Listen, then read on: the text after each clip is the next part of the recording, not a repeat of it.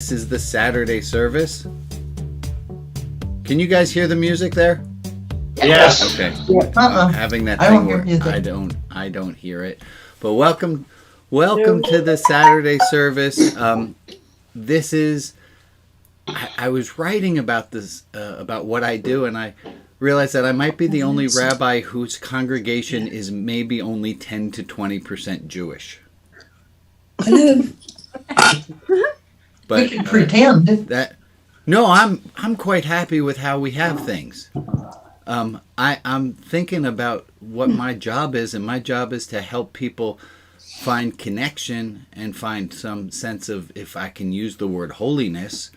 And I think that's priority number one than playing teams. So I'm glad you guys are all here. And when I'm talking about you guys, let me switch camera screens so everyone who's watching afterwards, say hi. This is one page of people who are all here joining.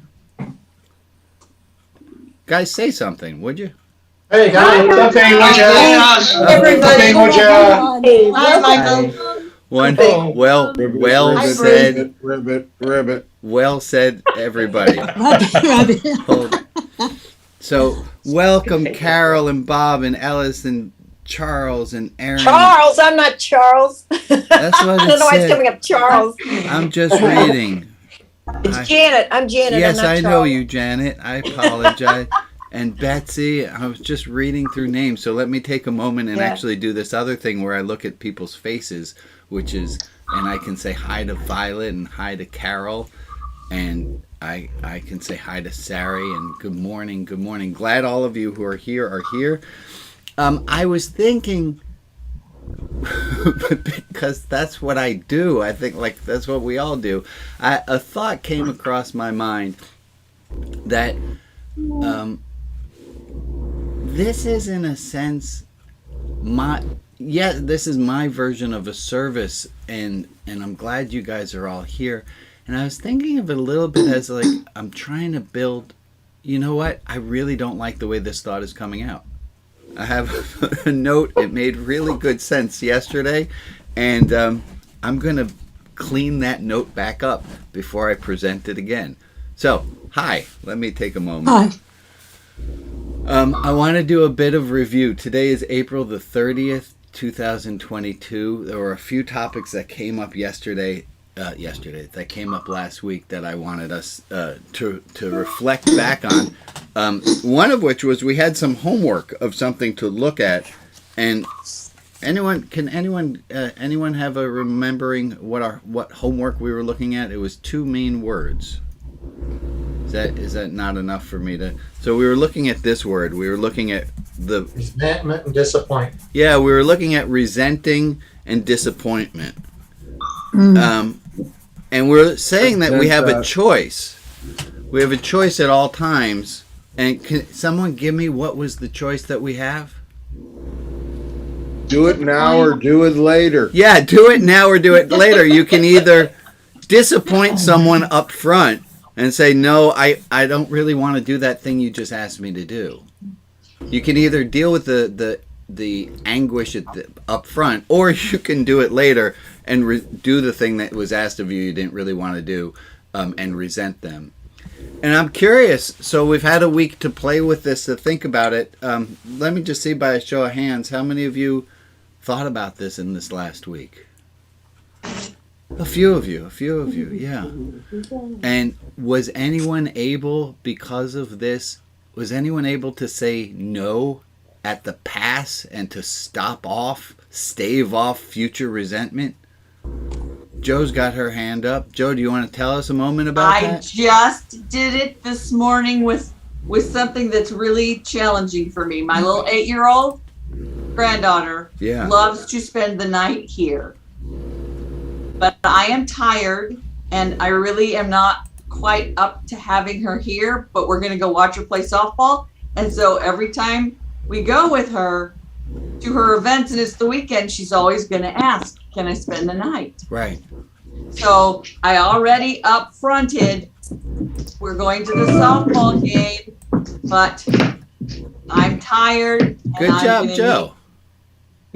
So Very good. disappointed her, which oh, it's that I love that child. It's so hard to say no to grandkids. Yeah.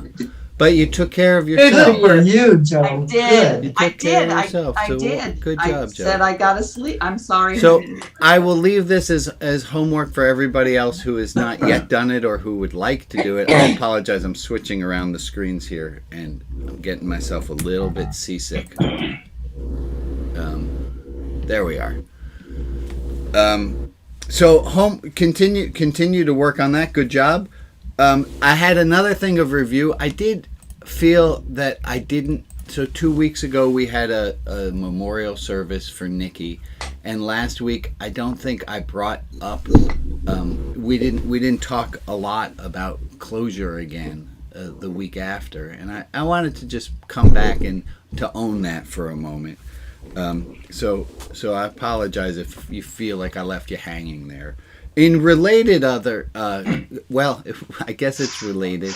There was also this thought last week of life and this service are more buses than taxis. We said last week that life is more like a bus than a taxi. You're not going to get left off exactly where you thought you wanted to go. This service is probably not going to be exactly perfect for you. That's okay. This is a bus. It's getting a lot of people to towards a destination, not a taxi. 2 other reviews. We're doing very well so far this morning. I'm judging, so just know that. I thought that was funny too. Thank you, Joe, for being the only You're person welcome. to laugh out loud. I thought it tickled me. And everyone else, how are we doing? Hi, Barb. Hi, Kip, Ann, Gord, Aaron, Joy, Michael, Rita. How are you guys doing this morning? We're doing all right? Yeah, fine. Wow. Okay, good. Not bad. Good. Getting there. I did say last week, because we got down to like 5 minutes left or less than 5 minutes left, and I said, I'm going to bring in a new topic. And my little committee of people who, a vocal group of you said, no, don't do that. We've talked about, don't bring in a new topic at the end. And I said offhandedly, oh, I'm scared of them. I better not do it. I want to go back to that because that's only partially true. Scared of them? Yeah, so let's look at this. There was a guy by the name of Lawrence Kohlberg, and we're going to go straight into a look a bit about morality. And Kohlberg said that there were 3 stages to morality. The first one, where it's all about me. Good and bad are based on myself. If it's good for me, then it's good. If it's bad for me, then it's bad. Easy, simple. Second stage is about a group. Oh, so let me add on to this. And that, so I do something because it's good, I get rewarded, or I avoid doing something bad because it's negative, I'll get punished. And then you start doing things not out of your own self-interest, but you start seeing things as a group. And am I doing it for the group? And is it good for the group? Not necessarily just me, but is it good for a group? And he says most people stagnate. And this is where most people wind up their whole lives in their morality. Is it my group? It's good for my group. It's good. If it's not good for my group, it's bad. And then the last one, the third stage he talks about is ideals. That we do something not because it's necessarily even good for our group. We do it because it's just the right thing to do. Mm-hmm. And I'm not doing it as in the previous stages because, hey, if I do it, I'm going to get a cookie. And I'm not doing it because if I don't do it, I'm going to get punished. I'm doing it because it's the right thing to do, or I'm not doing it because it's the right thing to do. Hey, look, we just learned something. The push on it is, everybody, this is the one you're going for. Doesn't matter who sees you do it or not. Do it because it's the right thing to do. Okay. In real life, I do all three at the same time. Amen, Ellis. Right? Yeah. It's not like you graduate out of one. I still have a lot of selfishness and do some things because it's in my best interest. Like not getting in trouble with the group after the service. Okay, thank you for bringing that in, Alice. Any other comments or thoughts on this we have at this moment? All right, I'm going to bring up a slide. Get in trouble, we just did that. Oh, I have a question for the group. Hi, group, I have a question. Other thing I wanted us to look at was a spiritual barometer, and let me, hold on. I'm all overwhelmed in my doing right now, and I need a moment to regroup. Regroup away. Thank you. I'm going to switch over. I'm not going to do where I was doing. I'm going to bring this in instead. Here's a great little cartoon, a meme. Me in 2019. If I could just have a week with nowhere to go and nothing to do, I could get my house in order. Me in 2021. Nope, that wasn't the problem. If I could just have a week at home and nowhere to go and nothing to do, I could get my house in order. Nah, that wasn't the problem. That's a pretty funny thing. Yeah. I'm going to ask, fill it in with something else. If I could just, or if the world would just blankety blankety blue, I would blankety blankety blee. Oh shit, that wasn't the problem. If I could just blankety blankety blank, or the world would just blankety blankety blank, then everything would blankety blankety blue. Dang it, that wasn't the problem. What do you have? What thoughts do you have? If I could just blankety blankety blank, or if the world... So it doesn't matter what you do, you can't achieve your ideal. Okay. You're meta, and you're in front of me on that. Thank you, Rob. Let's build up a few more concretes, a few more of if blank blank. Yeah, Amy, what do you got? I was going to say it's if blank blankety blank doesn't happen, you have to not. You don't punish yourself. Yeah. You're totally right. Wait, but I'm still just looking for some more examples. If Get an only excellent job. Say that again. Just get an excellent job. If I could just have an excellent job. If I just had an excellent job, then my life would be in order. If I just got that raise, then my finances would be all right. If I just got to move out of my parents' home and out of the caregiving role and go live in my own house, I would have time to write. Right. And then, yeah, if I just didn't live in this place, I would write. Me in 2021, I guess that wasn't the problem. What else? Thank you, Janet. I went through this last year. Yeah. Because with the if move. only I could have sat in my study and really worked at it, I would have got all the boxes sorted. Right. And I didn't. Yeah. Mm-hmm. If it only weren't for this thing, then my life would be in order. Yeah. How about doing only that which makes you happy? If I could only do the things that made me happy, I'd be happy. Yeah. Yeah. If I could just have this little dog go to Idaho instead of live here, then I could get things done. I could get things done, and then you find out, nope. Procrastination. Yeah. Okay. Yes, that's what it was. But it was also depression. And some of it is like some of that's brain chemistry you can't do anything about. But the other piece of it, which I wanted us to look at, is how much of the time are we putting the problem outside of ourselves? We're saying if only this thing in the world would change, then I would be fine. And there's a phrase by Shanti Deva. I'm going to put this on the screen here. He said, to cover all the earth, with sheets of leather. Like if you didn't want to get your toe stubbed on a sharp rock, you could cover the whole earth with a sheet of leather. They didn't have carpets in the time he wrote. To cover the whole earth with a sheet of leather, where could such amounts of skin be found? But with the leather soles of just my shoes, it is as though I could cover the earth. There's a different way of saying this phrase, which is, it's easier to wear slippers than insist the whole world is carpeted. It's easier to wear slippers than insist the whole world needs to be carpeted. But how often do we do the other thing? How often do we say, if only blippity bloppity blue, if only the current government would change, then I would feel safe.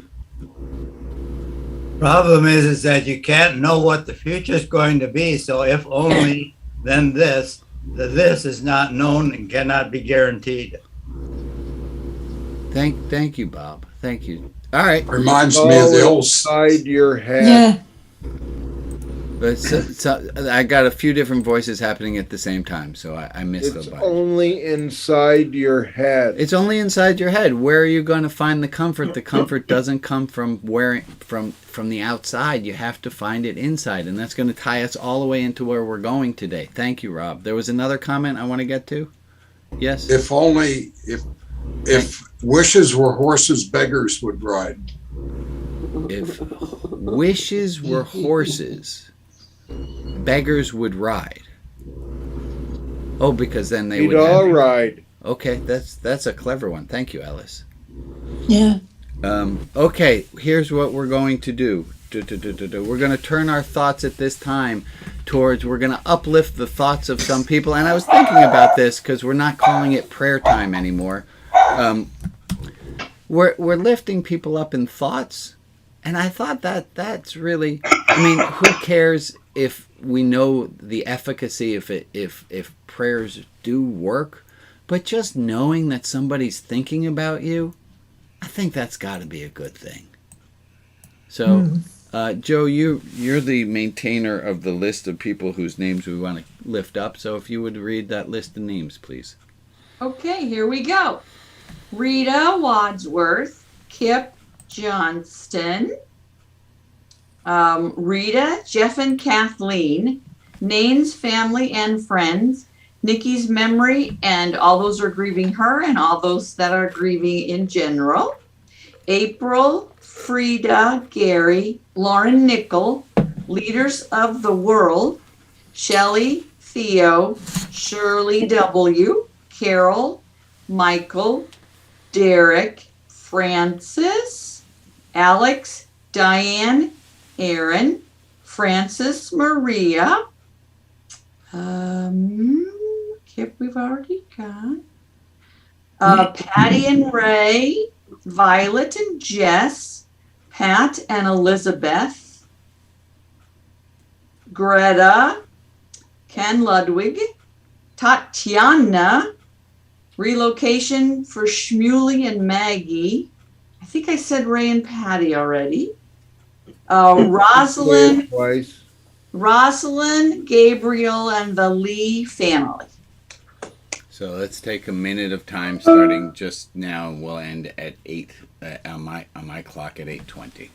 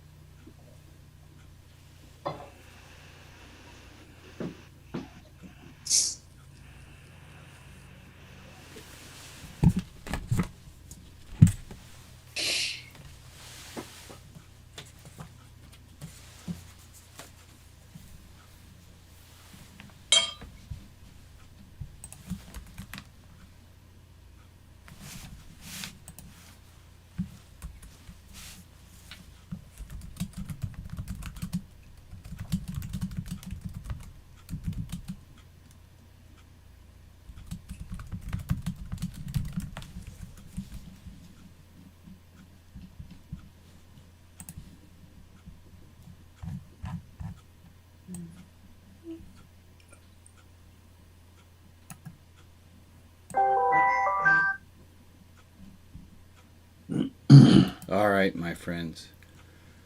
Here's a way of putting the question that we were looking at. How certain are you the problem is outside of you? How certain are you that the problem exists outside of you? Not at all. It does definitely feel like, if I'm falling down the stairs, it does definitely feel like the problem is outside of me. Like my bones hitting stairs that's outside of me. But no, it's my outsides getting hit down the stairs. How certain are we that the problems are outside of, how, or maybe can we give a percentage? Aaron, it's all an inside job. It's all inside. Do we all of our problems are of our own making? Really? No. No. No, I wouldn't say it that way. Okay. No. Not that far. Okay, so somewhere between it's somewhere between we make our own problems and we are not at fault. And it depends on which problem you're talking about. All right, I'm talking about I'm annoyed this morning. I'm finding myself this morning to be a little extra. Everything everyone's doing is annoying today. But that's reaction. That's not reality. It feels real. That's internal. It feels real. It feels like my daughter was obnoxious this morning. She wasn't. She was totally. That's a made up one. She's asleep. But I could justify that, right? Mm-hmm. I mean, it's easier for you to say that the things that are annoying me are inside my own head. How many of you are willing to pick up a mirror for that one? Mm-hmm. It's all interconnected, baby. Our problems, and this is going to be the thrust of.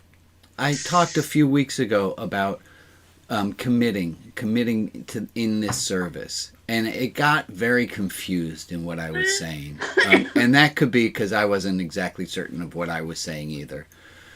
I got filled up with this idea of commitment, and I don't know how you want to. I'm not asking you to sign a contract that you're going to show up every Saturday for the next 2 years. That's not a commitment that I'm looking for. I wouldn't sign that contract. Good. The commitment I'm looking for has to do with this thing that's on the screen right now. How certain are you that the problem is outside of you?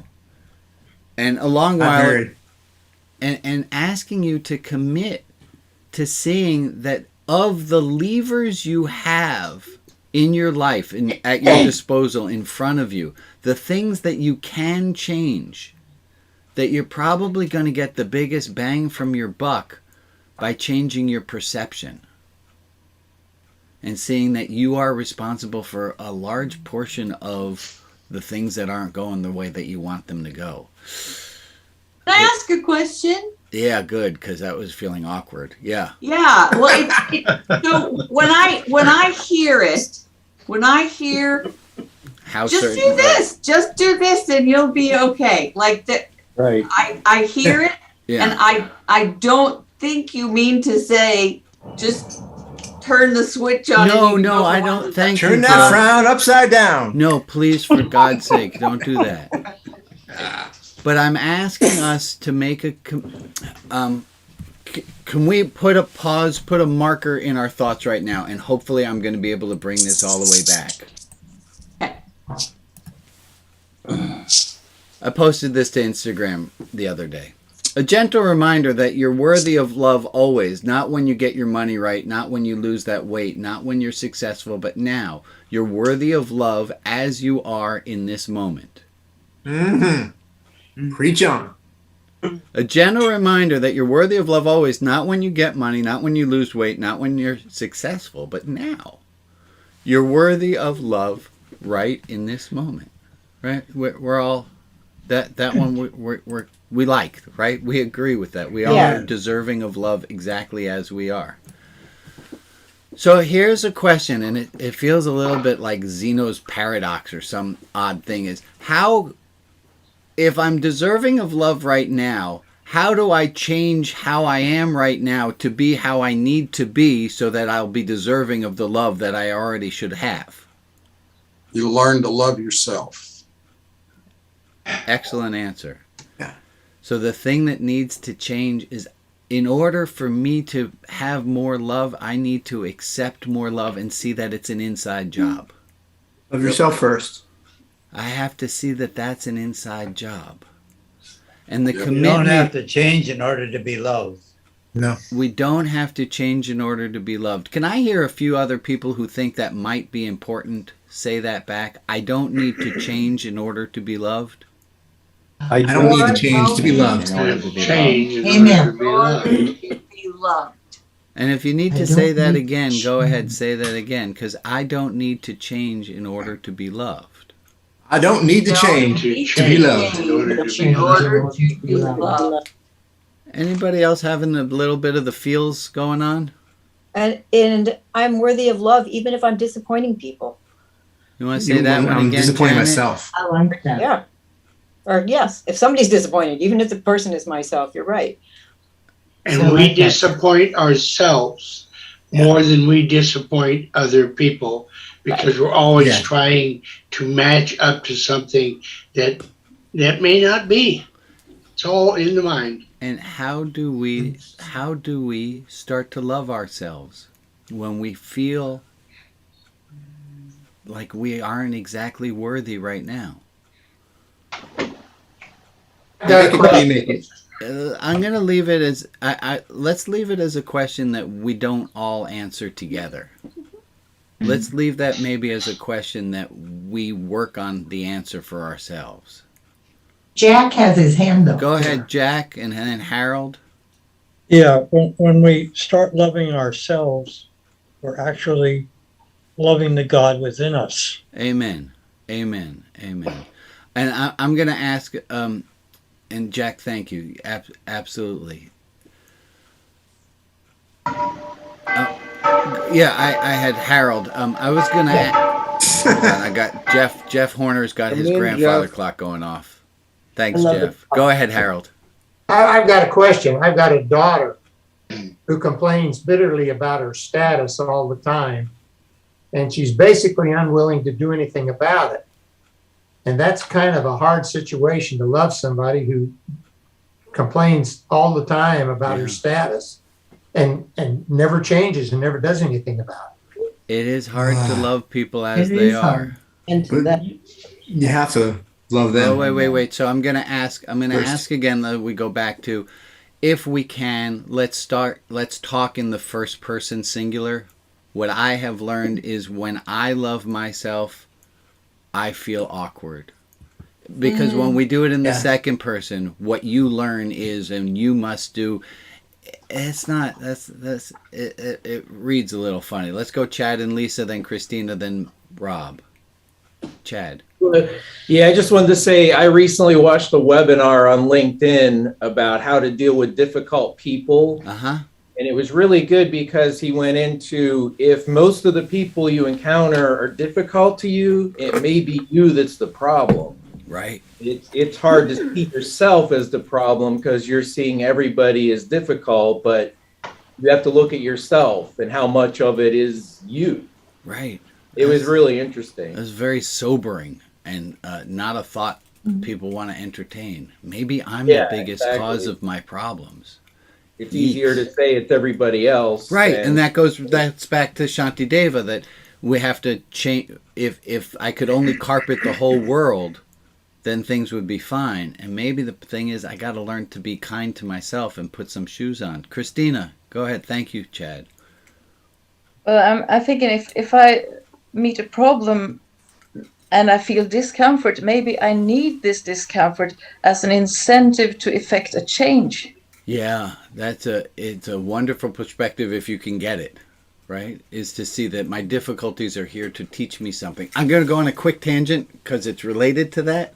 No, I'm not. I'm sorry. I apologize. Let me stick with the topic at hand. Rob, go ahead, and then Al. Thank you, So Christina. Billy Joel sang a song, and I'm going to change the words. I love me just the way I am. Yeah. Mojo try changing. Yeah. Go ahead. Thank you, Rob. Al? Yeah, it strikes me that loving somebody who's not looking out for themselves, for me, it makes me sad.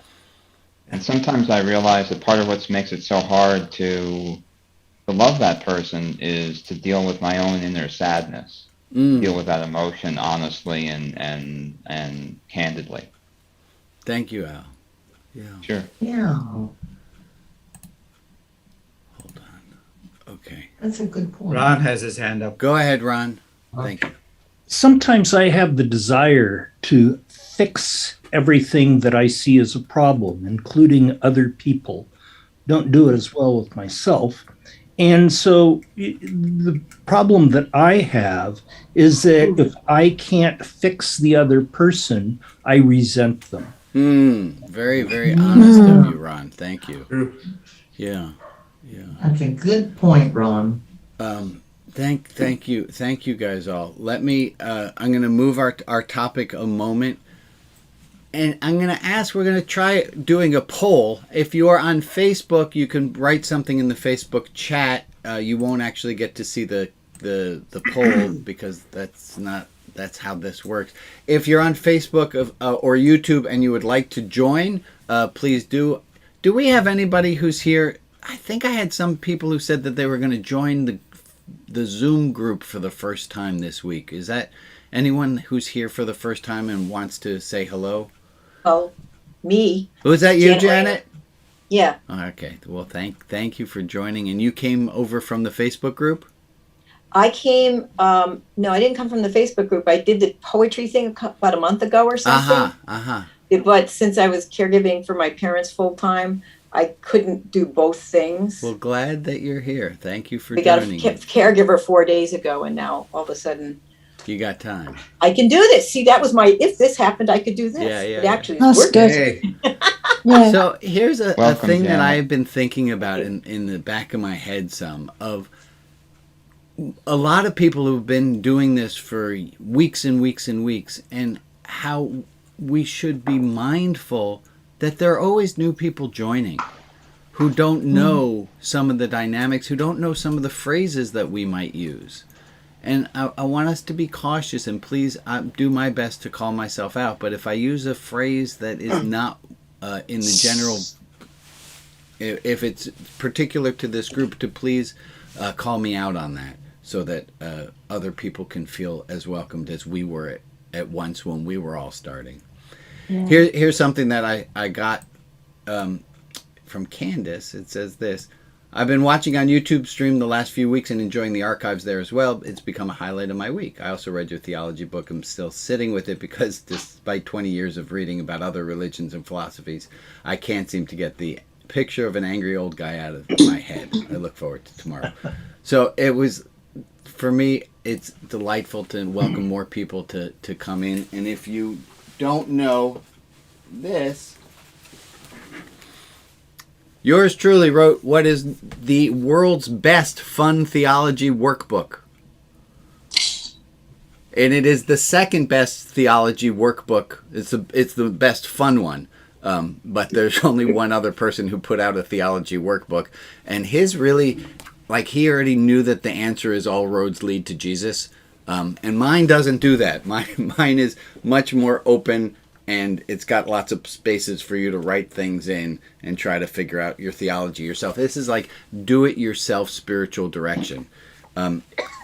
Alex, if you can put the link to the Etsy store up in the chat, it's in that blue section of our document. So if anyone would like a theology workbook sent to them, you should know how to do that. Let's try this. Here's a poll that's about to happen. Okay. Years and years and years and years and years ago, I taught at a magic camp. I was 17 years old.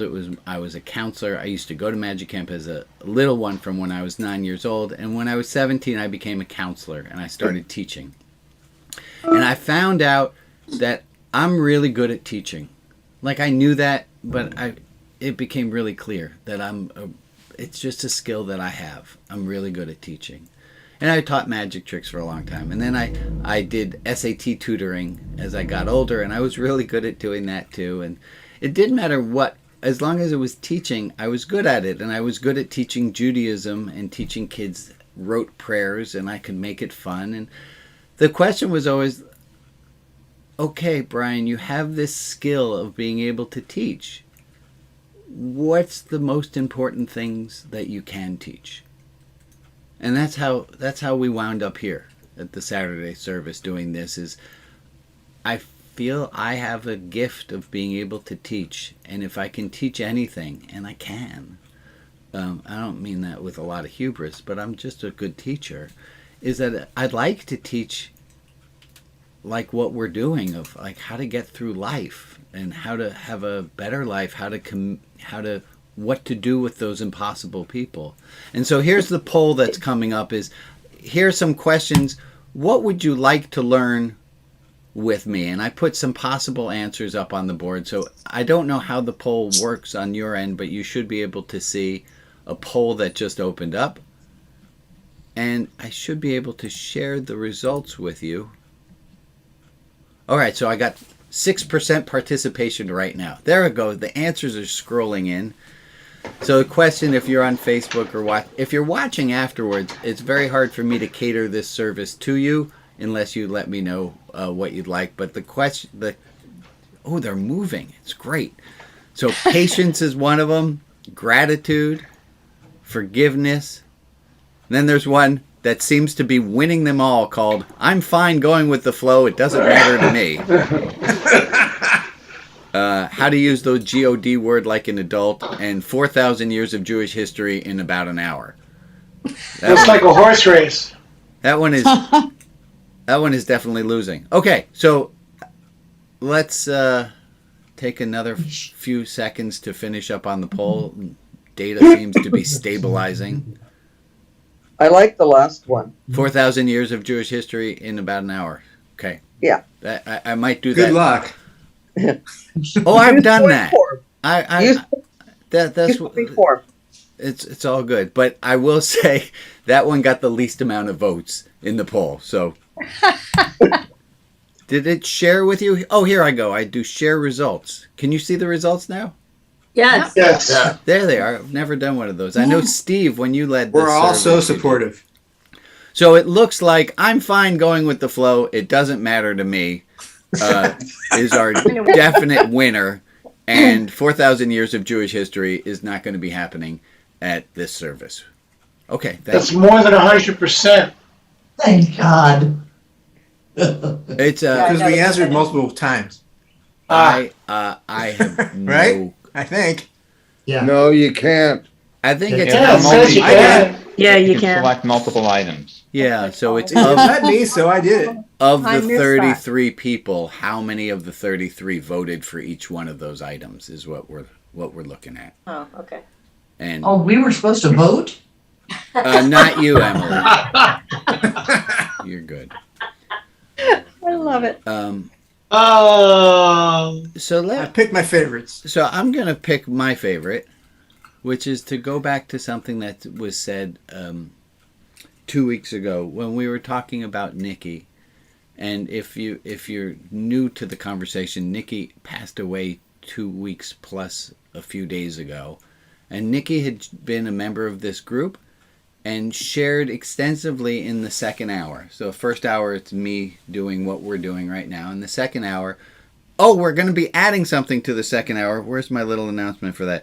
For the first 10 to 15 minutes of the second hour, I'm getting put in a chat room, or I'm going into a chat room. So if you're like, someone said, Brian, Rabbi, whatever they called me, they said, normally if you're at a church, at a synagogue, at a place, you can go and you can say, hey, minister, rabbi, preacher person, there's this thing, and you can catch them at the donut hour. And you don't have that ability here. So for the first 10, 15 minutes, there's going to be a chat room where I will be, that if you want to check in with me, if there's something, I'll be there. Attendance is not required. Just, okay. Shoot, I lost my train of thought. Nikki. Oh, right. Nikki. Nikki shared in the second hour in the donut group. She shared her heart big. And that's what left a huge hole in all of our hearts, all of the hearts of people who are here. And I don't know how to say this without it being a little bit awkward, so I'm just going to preload it with this might come out a little bit awkward. If you have that healthy kind of jealousy of, I hope people say really nice things about me when I'm gone, there's a way of front loading that and making sure that that happens. And there's a way of making it that your passing will be... Hold on a second. We got you. All right. Is by sharing, by opening your heart, by being authentic and being honest, by saying, you know, I realized that I'm the one making myself miserable. By sharing, you know, that when you're scared, by sharing that vulnerable part. There's the great phrase by Brene Brown who says, you're called to be brave. What are you going to do about it? Are you willing to say to a group, I'm uncomfortable? Or, Rabbi, what you're talking about makes me really, really sad. And that's what I'm asking for a commitment to. So this is bringing us all the way back to, remember I said let's put a pin in this and come back. What I'm coming all the way back to is, can you commit to sharing your heart in this group? And to do that in this first hour is hard, really hard. It's easier to do in the second hour when it's smaller, and that's fine. But I want you to look, and if you've been here before, look at the faces of the people who are on the screen who you know. And think about why you like them. Go to gallery. And the things that you like about them are things that you know about them because they shared. True. Are we all willing to share where we are and be worthy of love right now as we are?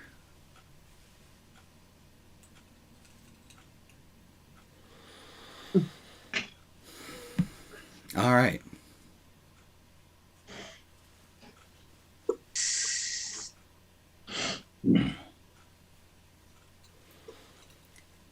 Does anyone have a non-intellectual response now to this? Rob is waving his hand up and down. Go ahead, Rob. From Sesame Street, I hope it's non-intellectual. Sharing is what good friends do. Yeah. Whatever I have, you can have some too. Right. Oh, that's from Sesame. That's what I said.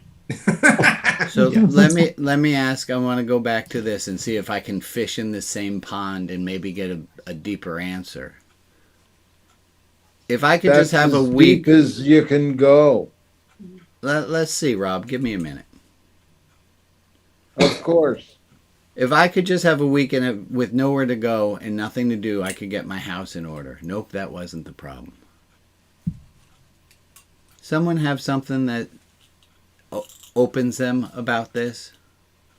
A realization that you realize that, oh, that wasn't the problem, I was the problem. I'm always the problem. Thank you, Rob. Yeah, Al. Yeah, it just occurs to me, it brings me back to my first marriage where I thought, you know, if only I get married, then we're going to be together forever. And if only that I didn't work out. Got married, then everything would be happily ever after. Exactly. Yeah. That wasn't the problem. That wasn't the problem.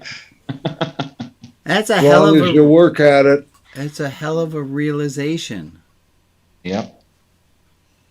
That was a tough one. Yeah. Thank you, Al. Thank you for diving into those waters. You didn't share enough. Anyone have another one? Oh, if only I were brave and a good business person, I'd be rich and famous now. Yeah. You want to be rich and famous? Maybe famous and I don't want to be famous. Okay. I'd like to be richer. But richer. Yeah, not rich, but not have to do all my own fixing of floors and windows and stuff like that. I'm 70. I'm tired. Anyone have the thought if my I'm life 50 and I'm tired, but anyway, that's different. if my life were different than how it is, I would be happier. Yeah. Or I Thank feel you. Yeah. Thank you. Anyone besides Janet have that one? If only things were not the way that they are, I would be content. Oh, come on, people. Sure. Absolutely. That's what we It's do. like- That doesn't work. So let me leave Now, us with. I'm going to bring us. That just doesn't. It fit at all doesn't for work. me. It doesn't No. work. There's this question asked in the Talmud, and the Talmud's got some good things in it. And the question is, who is rich? You could also say, who is happy? The person who is content with what they have and who they are. That's exactly the answer in the Talmud, Ray. Babylonian Talmud, anyways. That is exactly the answer. Who is rich? Who is happy? Whoever is content with what they have. I've told the story before of Shanti Deva. Not of Shanti. I have told stories of Shanti Deva. I was trying to think of Krishnamurti. Krishnamurti, who said to a group of people, "Do you want to know my secret?" He said, I am all right with what happens. Who is rich, who is happy? Whoever is content with what they have. My students taught me this. It's not the people who have the most who are rich, it's the people who need the least. True. They also taught me this one. Some people Say that again. The people who are rich aren't the people who have the most, but the people who need the least. And those who love God would be the envy of kings, It could be monarchs, and all that. Who is happy? Whoever is content with what they have. Who is rich? Whoever, not the people who have the most, but those who need the least. And another way that my students taught me a phrase was, there are some people so poor, all they have is money. Yeah. So, how do we up our contentment? How do we up our contentment? Learning how to live with what we have. How do Gratitude. we learn? How Gratitude. do we learn Gratitude. Gratitude. Okay, kids, we Gratitude. haven't done this in a really, really long time, and it's one of my favorite things to play. Take out your electronic device, your phone, your whatever you got. Scroll down. Go down where? Oh, I don't know. I'm somewhere here in what Give year us am I in? context. There we go. I am in 2019. Somebody's notes, somebody's text 3 years. messages or something? This is my text messages from 2019. Oh, that one's with my son. So here, I'm going to use, these are groups. These are all groups. Here. Okay, here's one. There's a guy I used to teach math with. Last time we texted, we sent a meme. I look like a fox. I look like a wolf. I look like a bear. Never mind. You look like a penis. I think that was the Okay. joke, Rob. Yeah. So anyway, find someone you have not texted with for a very long time Oh, and say, I thought of you randomly. I'm glad you are in my life. No, this isn't spam.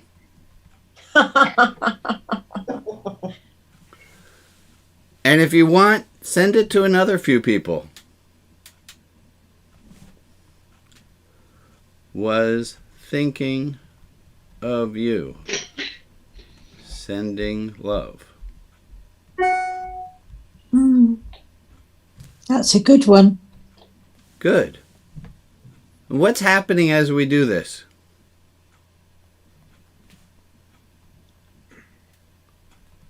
Sending love. We're making connections. We're connecting with people, right? We're Sending in what context you prefer. You can send them an email. You can send whatever you like. But the idea is how do we get to be more content? And the best way that I know of is through gratitude. Gratitude for what we have keeps us from feeling like we need more. Certainly when I had to move here, away from Bigton and into Lerwick, it took me a while. Yeah. But one thing I have a lot of gratitude for are 5 people.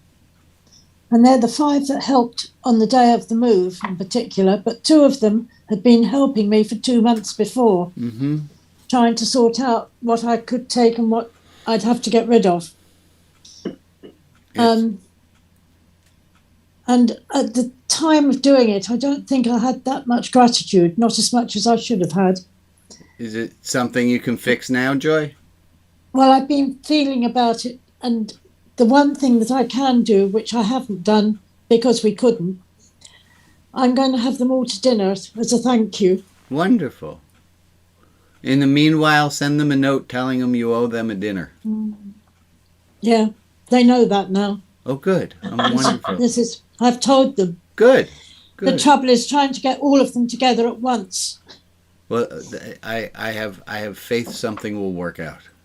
I hope so, because I really am so grateful for everything that they did. Yeah. And having got the scooter now as well to go around Lerwick, things are a lot better than they were at the time of the move. I'm beginning to have a lot of gratitude for finding this flat. I'm glad to hear that, Joy. I'm going to move us along a little bit so I make sure we get to all of my cards here. Thank you. A few announcements. The Religion Outside the Box Clubhouse has new Spotlight member who's spotlit. If you want to learn more about Ray and Patty, that Ray is our Spotlight member of the moment. Also about the Clubhouse. Hey, you want to get more involved? There's no one really running the Clubhouse. It's there. Anyone who wants to get more involved and help to manage chat and have more of a presence up there, especially if you're not already doing something in Religion Outside the Box land, I'd love to see more people stepping up in the Clubhouse to take over. Other announcement: if you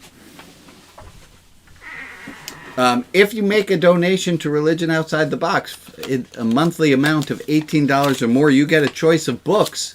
The one I have one last copy of right now, it's getting printed again, is this one, 158 pages, called Rabbi Brian's Reluctant Revelation. It is a beautiful little read. It's the best piece of literature I have written. It does not fit at all in the book I am currently writing. And it made me so angry that I couldn't get this whole narrative to fit into what I'm currently writing, that I thought, oh, screw it, I'm just going to write this as its own little book because it's self-contained, and it's the story of how I got to be who I am today. If you make a donation to Religion Outside the Box, a monthly donation, you can have a copy of this book. The new ones are coming, or I'm glad to send you the fun Theology Workbook as a little token of my appreciation for you helping this service to continue. Other announcements. Oh, I have another. This is good. Is our friend Rita here? Rita, hi, my friend. Hi there. Rita runs the Shekhinah group.